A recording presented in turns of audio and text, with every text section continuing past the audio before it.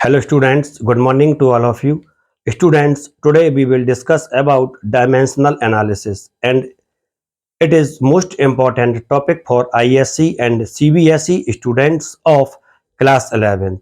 तो स्टूडेंट्स इस टॉपिक की स्टडी करने से पहले आपको यूनिट एंड मेजरमेंट की कुछ बेसिक कॉन्सेप्ट आने चाहिए, आपको इसके बारे में कुछ नॉलेज होना चाहिए। यूनिट एंड मेजरमेंट के जो बेसिक कॉन्सेप्ट हैं वो होते हैं fundamental quantities and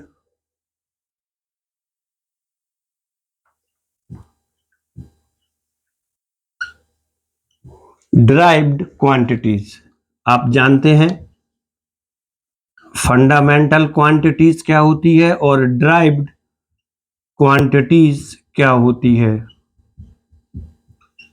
fundamental quantities, there are 7 fundamental quantities, लेकिन डायमेंशनल एनालिसिस में हमें केवल 4 फंडामेंटल क्वांटिटीज ज़्यादा यूज करनी होती हैं और ये 4 फंडामेंटल क्वांटिटीज होती हैं मास,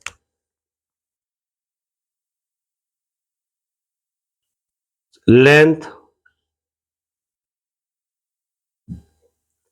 टाइम एंड टेम्परेचर।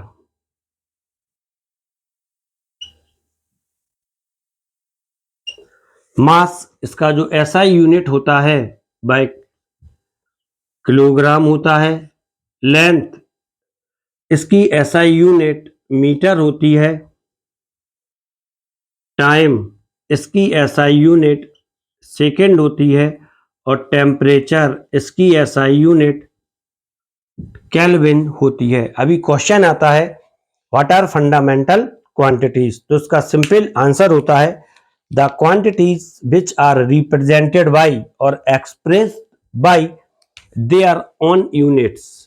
जो क्वांटिटीज केवल अपने यूनिट्स के द्वारा रिप्रेजेंट की जाती है उसे हम फंडामेंटल क्वांटिटीज कहते हैं। For example mass, we can measure mass only in kilogram. It is impossible to measure mass in meter or second or Kelvin. तो जो मास है, मास एक फंडामेंटल क्वांटिटीज है। इसी प्रकार जो लेंथ है, लेंथ के लिए हम सिर्फ मीटर में ही मेजर कर सकते हैं, किलोग्राम में, सेकेंड में या केल्विन में नहीं। So it is clear that these are fundamental quantities and second quantities are derived quantities. So now what are derived quantities? So the quantities which are obtained from fundamental quantities are called derived quantities, which are obtained from fundamental quantities.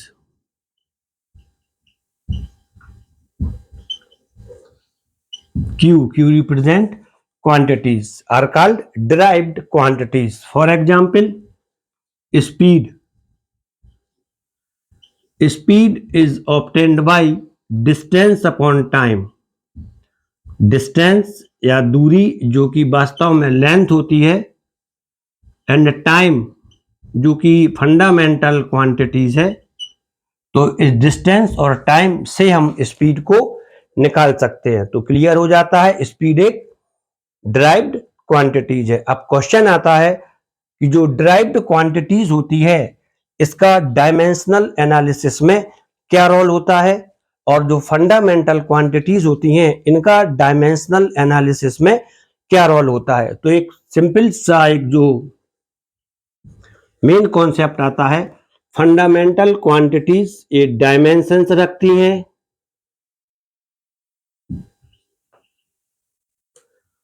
और जो derived quantities होती हैं ये dimensional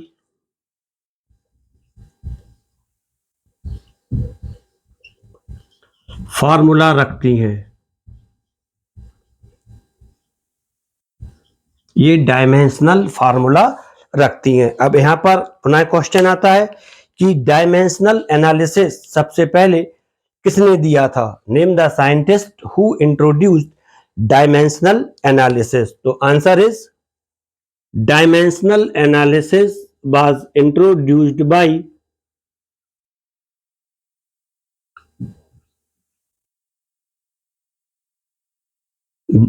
dimensional analysis was introduced by Joseph Fourier.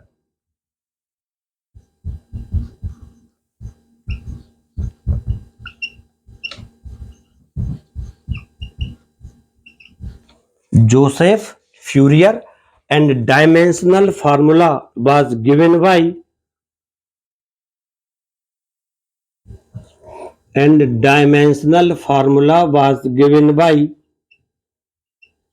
Maxwell.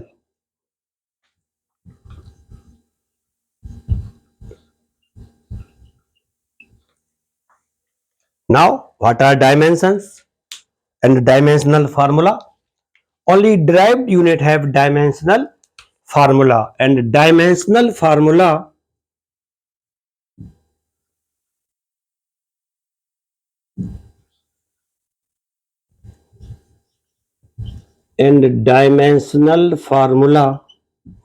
was given by using dimensions of fundamental quantities. Given by using dimensions of fundamental quantities. For example, कोई derived quantities का dimensional formula M L T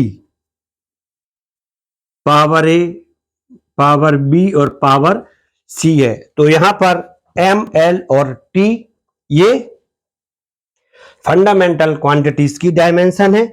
A B और सी इन dimensions की power है, जिन्हें हम dimensions बोलते हैं। M L and T, these are the dimensions of fundamental quantities। और ये जो डायमेंशंस हैं फंडामेंटल क्वांटिटीज की, ये डायमेंशनल फार्मूला में बेस का कार्य करती हैं या बेस होती हैं, जबकि ए बी और सी ये पावर होती हैं, इनकी घातें होती हैं। और ये पावर हम कैसे निकालते हैं? ये पावर हम सिंपल मैथमेटिक्स के द्वारा निकालते हैं। Simple mathematics, how we calculate this power? By using simple mathematics. For example, L into L equal to L square. L is base and square is dimension. If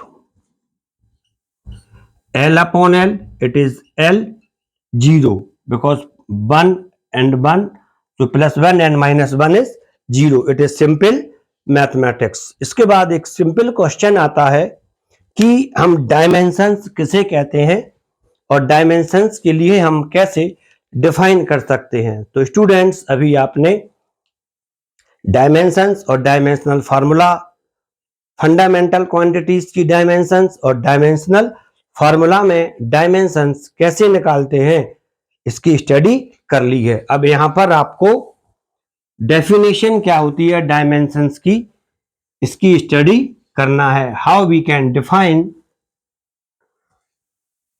dimensions. अब जो dimensions की जो definition है वह यहां से चली आती है। The power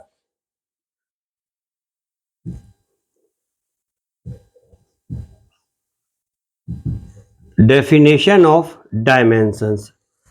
Dimensions are the power. Power means घातें। Dimensions क्या है? Actually dimensions are power. ये आपके यहां तक क्लियर हो जाता है। इसके बाद इसकी definition, the power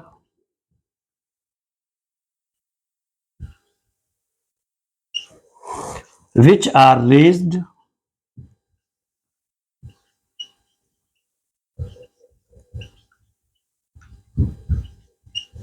which are raised, हमने ये पावर को किस पे रेज्ड किया है? फंडामेंटल यूनिट्स के ऊपर, M L and T, these are fundamental units और dimensions of fundamental unit which are raised upon fundamental units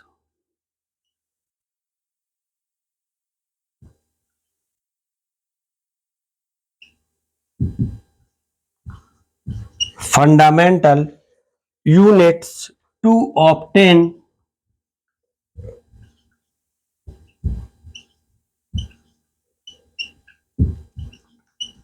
derived unit of that quantities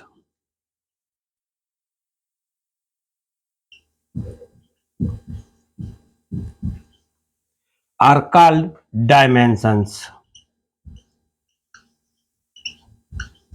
Are called dimensions.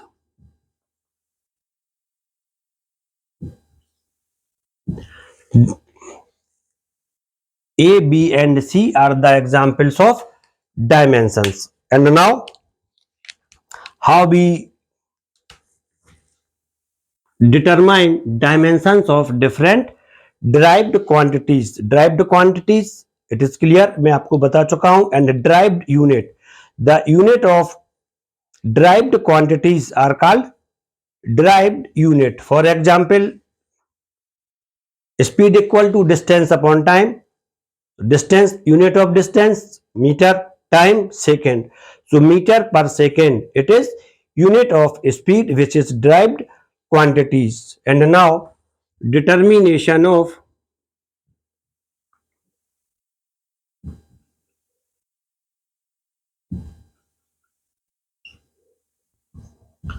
dimensions.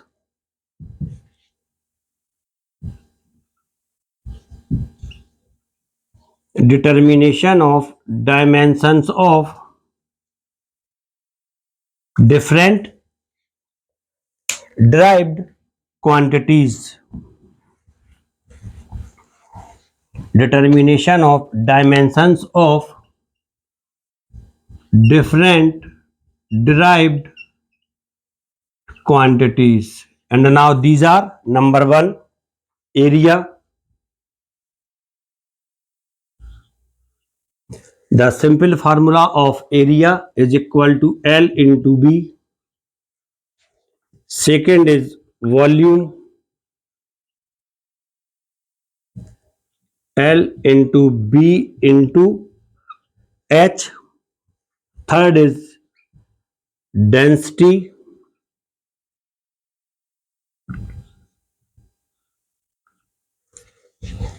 density equals to mass upon volume.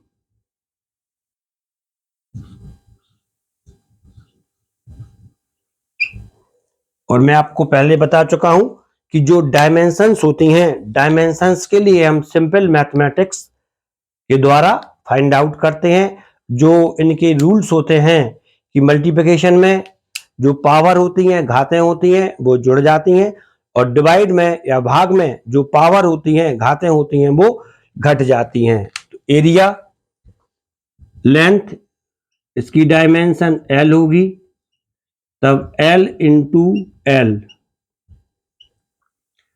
Equal to L square. इसको हमें square bracket में लिख देना है. यहाँ पर 1 और यहाँ पर 1 रहेगा. L जहाँ पर L है उसके साथ 1 होता है. कोई भी सिंपल डायमेंशंस में दिया जाए उसके साथ 1 होता है. यहाँ पर एक कॉन्सेप्ट और क्लियर कर लें. यदि डायमेंशन इस तरह से आती है M1 L1 T-2, तो ये रिप्रेजेंट करती है ML-T-2 के लिए. ML-T-2 ये रिप्रेजेंट कर रहा है कि यहाँ पर M सिंगल बार है, एक बार है, L भी एक बार है और T-2 बार है.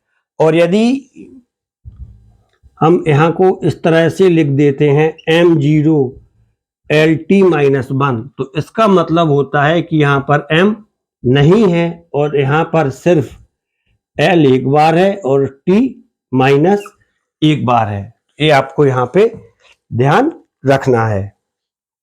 इसके बाद सेकेंड डायमेंशन LVH, इसमें भी L in square bracket L into L into L equal to L cube, ये निकल आता है। इसके बाद density equal to mass upon volume.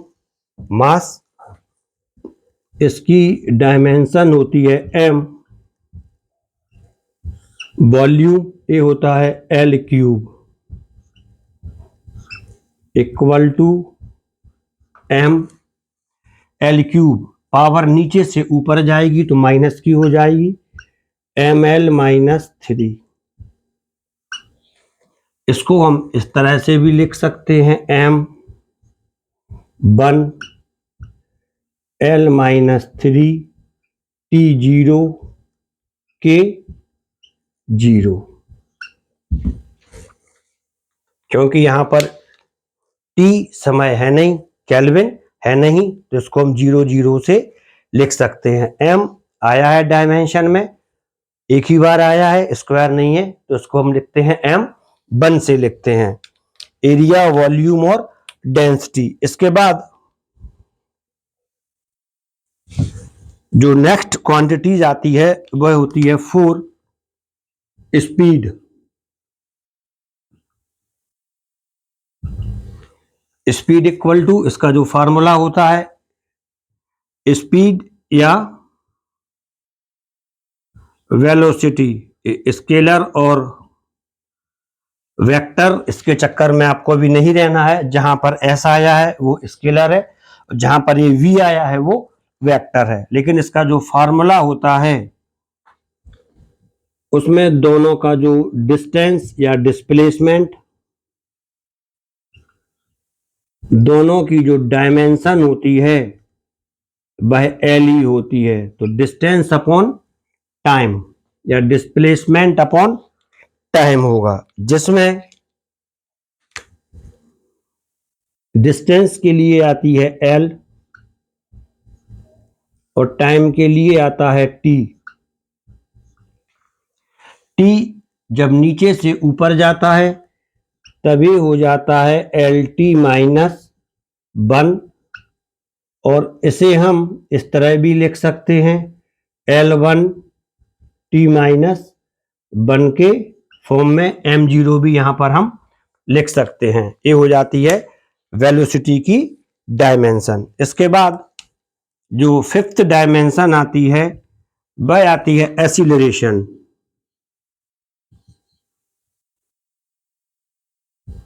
Acceleration क्या होता है? Rate of change of velocity. Rate of change of velocity, इसका जो फार्मूला आएगा, वेलोसिटी रेट आ गया है साथ में, rate of change of velocity, तभी आ जाता है वेलोसिटी अपॉन टाइम। और वेलोसिटी, इसकी जो डायमेंशन आती है वह आती है एल टी माइनस 1 इन square bracket upon T. Clear है? ये टी नीचे से ऊपर जाएगी तो -1 हो जाएगी, और ऊपर एक -1 पहले से ही है, तो -1 into -1 equal to T minus 2, और ये हो जाती है एल टी माइनस 2। एक्सीलरेशन की डायमेंशन यहां तक आ जाती है। इसके बाद जो नेक्स्ट फिजिकल क्वांटिटीज हैं, नंबर 6, वह होती है force. Force F equal to, force के लिए हम लिखते हैं F equal to m into A, mass into acceleration. तो इसकी जो डायमेंशन आती है वह हम मास की लिखते हैं, पहले मास की लिखते हैं m, और ए के लिए लिख देते हैं L T minus 2 equal to m L T minus 2। ये फोर्स की डायमेंशन हो जाती है, जिसे हम M1 L1 T-2 भी लिख सकते हैं। तो स्टूडेंट्स, अभी आपने ये 6 फिजिकल क्वांटिटीज की या ड्राइव्ड क्वांटिटीज की डायमेंशंस कैसे निकालते हैं इसकी स्टडी कर ली है। इसके बाद फोर्स के बाद और जो नेक्स्ट फिजिकल क्वांटिटी है हम उनकी भी डायमेंशंस डिटरमाइन करेंगे। इसको रफ करते हैं। अभी डायमेंशंस फाइंड आउट करने के लिए हमें फंडामेंटल क्वांटिटीज की जो डायमेंशन MLT के फॉर्म में आती है उनका यूज करना है और उनके मल्टीप्लिकेशन और डिवाइड में हमें सिंपल मैथमेटिक्स का यूज करना है। फोर्स के बाद आता है impulse.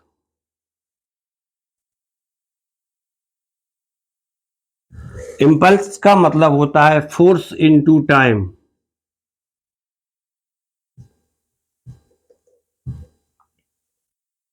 Impulse equal to force into time. और फोर्स की जो डायमेंशन आई थी वो थी ML T-2 into T।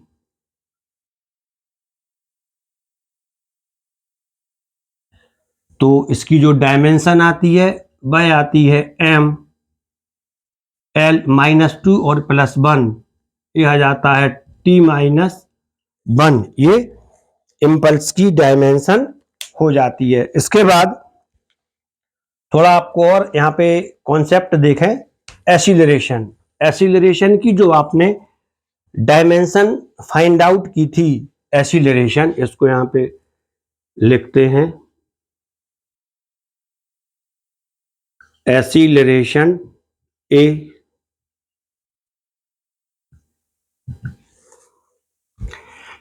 LT-2 rate of change of velocity.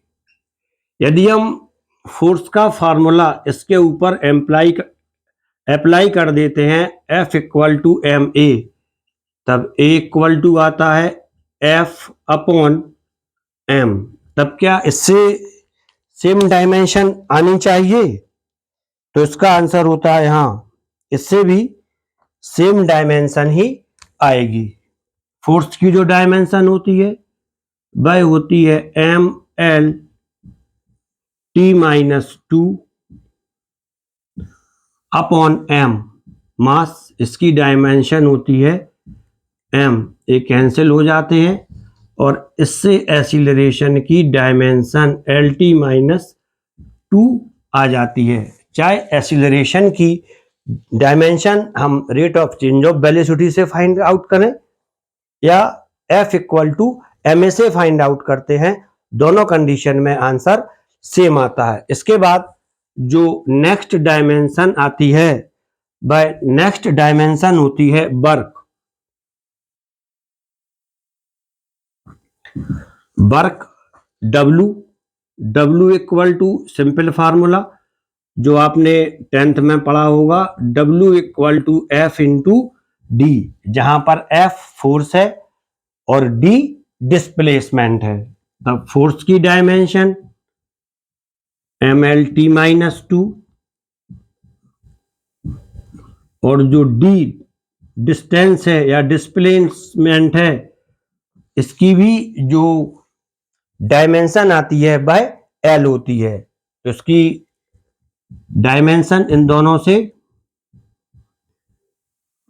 ML square T-2 आती है। ये इसकी डायमेंशंस हो जाती है वर्क।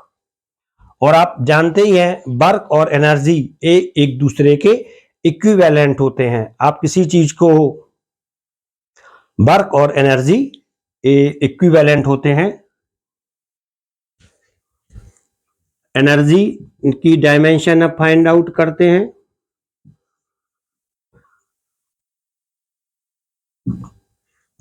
एनर्जी। सबसे पहले देखते हैं काइनेटिक एनर्जी, ये आती है हाफ mv²।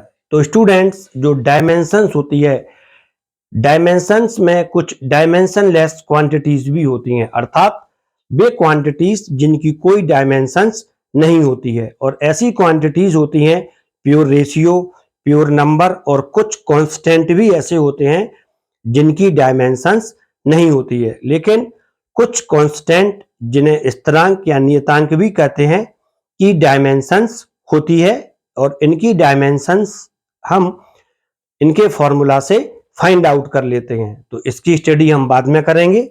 यहाँ पर जो डिजिट आया है 1/2, ये डायमेंशन लेस क्वांटिटीज है, तब इसकी जो डायमेंशन आएगी वह mv² से आएगी। m की डायमेंशन यहाँ पर m आएगी, और जो v² है वह आता है LT-1, इसका स्क्वायर हो जाएगा, तब ये आ जाता है m L² T-2। इस तरह से ये चली आती है एनर्जी, काइनेटिक एनर्जी। और यदि हम पोटेंशियल एनर्जी की डायमेंशन निकालते हैं, तब ये होती है mgh, जहां पर g ग्रेविटेशनल एक्सीलरेशन होता है, लेकिन इसकी जो डायमेंशन होती है वो लीनियर एक्सीलरेशन के बराबर होती है। g = LT-2, ये आ जाती है m g LT-2h, ये हो जाती है l, तब इसकी जो डायमेंशन आती है m L² T-2। मल्टीप्लिकेशन में ये दोनों ऐड हो जाएंगे। तो क्लियर है, वर्क, एनर्जी और हीट, इन तीनों की जो डायमेंशन होती है वह सेम होती है। तो क्लियर है, ये तीनों एक सेम टाइप्स की क्वांटिटीज होती हैं। एनर्जी। इसके बाद जो नेक्स्ट डायमेंशन आती है वह होती है capacity of doing work. Capacity of doing work क्या होता है? इसके लिए हम बोलते हैं पावर। फोर्स F = है में power capacity of doing work. Doing work energy कहलाती है। Rate of doing work is power. P = W/T। W यहां पर वर्क है, और इसकी जो डायमेंशन होती है वो एनर्जी के इक्विवेलेंट होती है ml² T-2 अपॉन इसको करना है T, तब इसकी जो डायमेंशन आती है वह हो जाती है m L² T-3। T है ऊपर जाएगा, -1 हो जाएगा, -2 और -1 -3 हो जाता है। ये हो जाती है पावर। इसके बाद आता है pressure.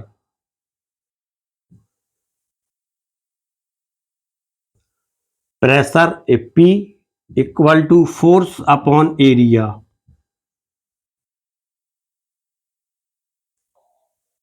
Pressure force upon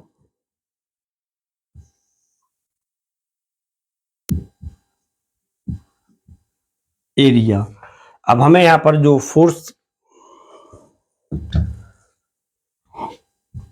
force या बल इसकी जो डायमेंशन होती है F = m × A, mlt-2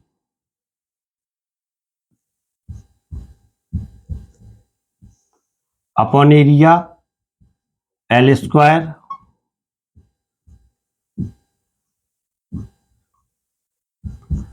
ये हो जाती है m L² है, ऊपर जाएगा -2, बचेगा L-1, ml-1 T-2। ये हो जाती है प्रेशर की डायमेंशन। प्रेशर के बाद स्ट्रेस,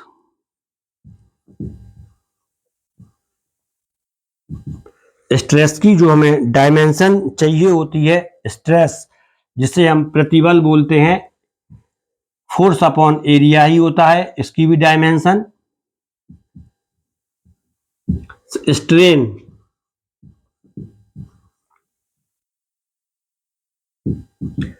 स्ट्रेन इक्वल टू होता है चेंज इन लेंथ। इलास्टिसिटी वाले चैप्टर में आप इसको पढ़ेंगे, स्ट्रेस और स्ट्रेन के लिए। चेंज इन लेंथ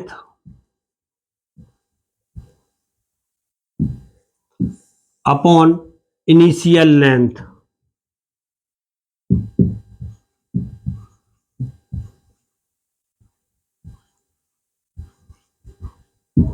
और इन दोनों की जो डायमेंशन आती है वह होती है L upon L equal to L0। So L0 इससे क्लियर होता है कि स्ट्रेन एक डायमेंशन लेस क्वांटिटीज है, और इसे हम इस टाइप से भी लिख सकते हैं M0, L0, T0, K0। Actually it is the dimension of dimensionless quantities, strain. इसके बाद आता है young modulus of elasticity.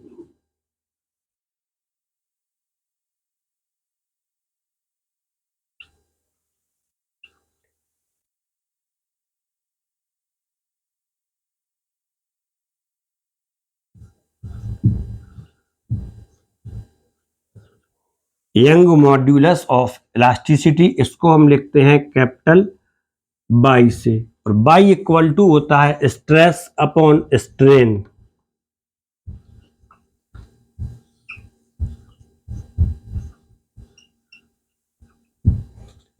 Stress इसकी जो डायमेंशन होती है ये प्रेशर के इक्वल होती है, और जो प्रेशर की डायमेंशन होती है वह होती है ml-1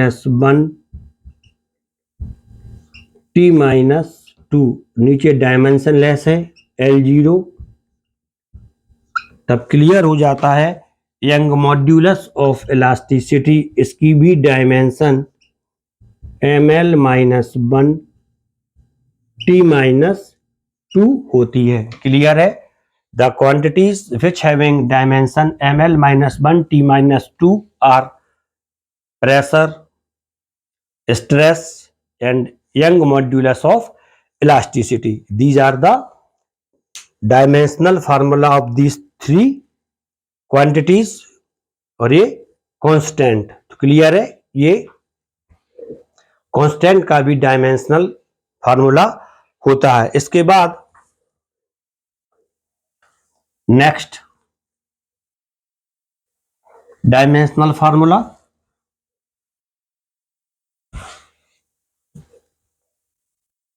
सबसे पहले जो next formula angle, angle equal to arc upon radius.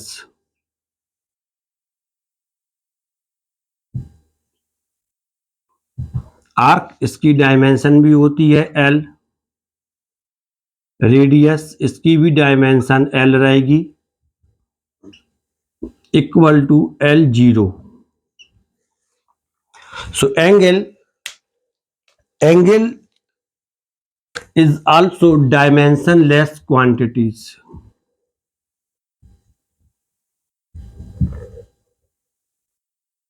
Some dimensionless quantities. The quantities which having no dimensions are called dimensionless quantities, but angle have unit. But angle have unit, and the unit of angle is radian. यदि question आता है name the quantities which having unit but no dimension, तब इसका answer हो जाता है angle. इसके बाद next physical quantities, angular velocity,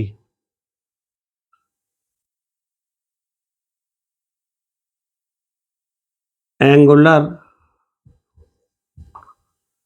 velocity, it is denoted by omega and formula omega equal to 2 pi n, where n is the frequency and n equal to 1 upon n, frequency 1 upon t, time period. So its dimension is t minus 1. It is angular velocity. तो students यहां तक कुछ physical quantities की dimensions थी। इसके बाद जो next step आता है वह होता है dimensions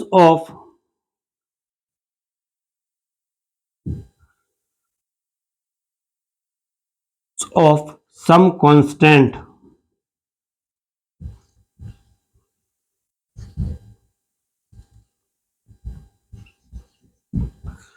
dimensions of some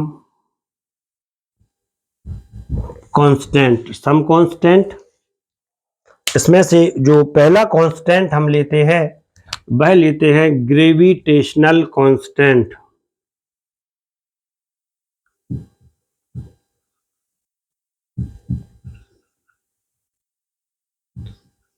Gravitational constant, it is used in Newton's law of gravitation, which is F equals to Newton's law of gravitation G m1 m2 upon r square, where G is gravitational constant. And now G equal to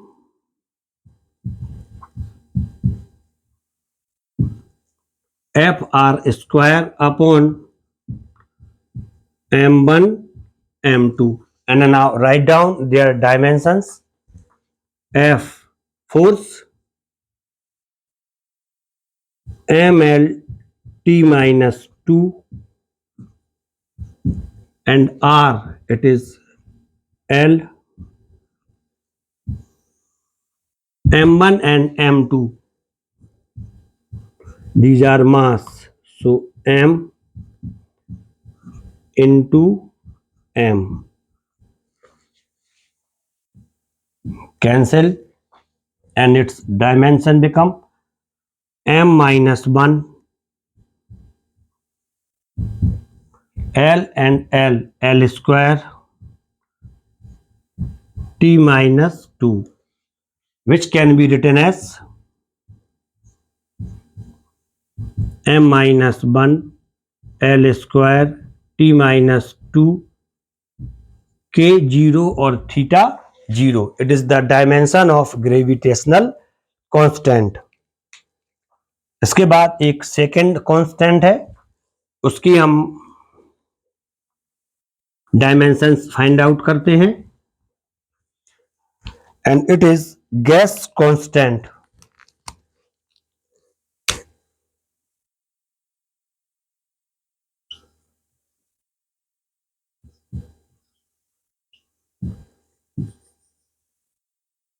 Gas constant according to formula Pb equals to RT, where R is gas constant. So R equal to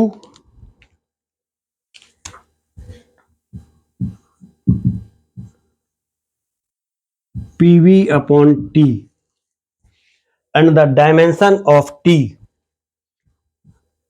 equal to K in terms of Kelvin, and the another dimension of T is theta. So now write down their dimensions. Dimensions of P stand for pressure. Pressure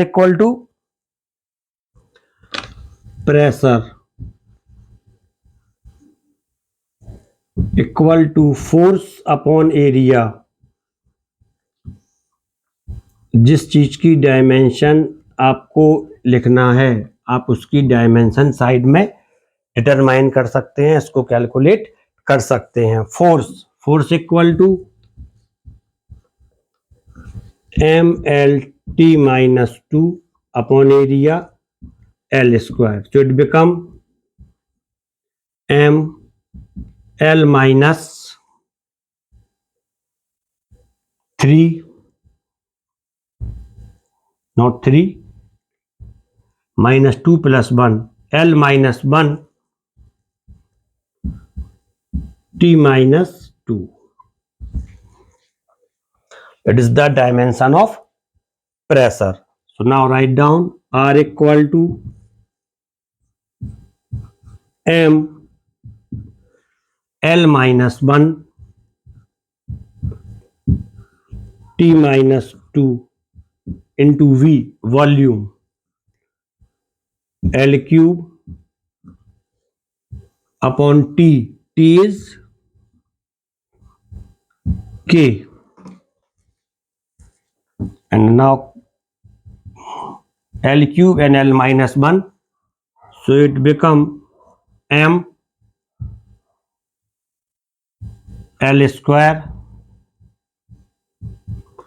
T minus 2 and K minus 1. It is the unit of gas constant. And now third constant, which is Planck constant.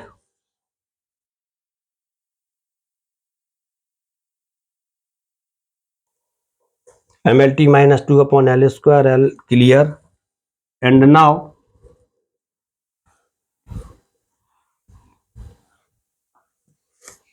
third is Planck constant.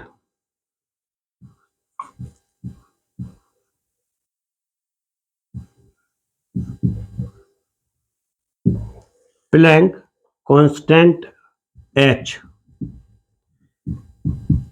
formula equal to E equal to H nu, where nu is frequency, E is energy, and nu is frequency.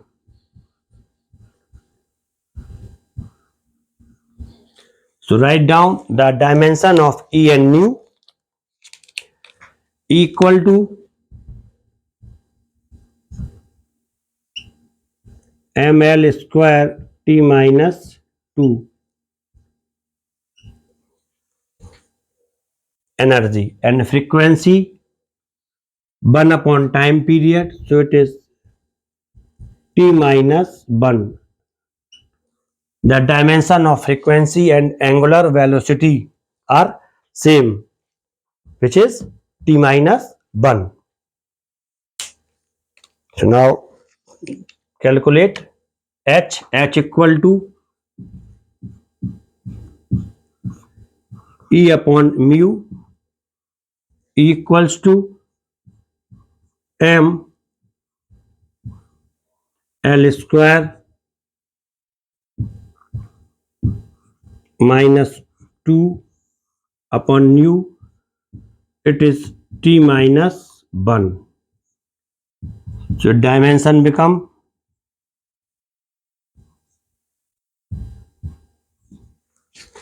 M L square minus 1 ऊपर जाएगा plus 1 हो जाएगा, ML square T minus 1. It is the dimension of Planck constant, ML square T minus 1. And now Boltzmann constant. Boltzmann constant, and the dimension of Boltzmann constant. Boltzmann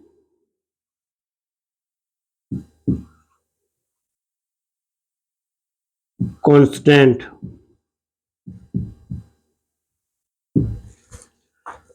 E equal to 3/2 kT. That is the formula where Boltzmann constant is K, E is energy, T is temperature. So by using this formula we can calculate dimensions of Boltzmann constant. तो students अभी आपने dimensions क्या होती हैं और different physical quantities जो कि derived quantities हैं, इनके डायमेंशनल फार्मूला को कैसे फाइंड आउट करते हैं, इसकी स्टडी कर ली है। नेक्स्ट वीडियो में हम डायमेंशंस के जो यूज होते हैं उसकी स्टडी करेंगे। तो स्टूडेंट्स, आप यहाँ पर इसको शेयर कर लें, इसको समझ लें, चैनल के लिए सब्सक्राइब कर लें और वीडियो के लिए लाइक कर दें। Thank you.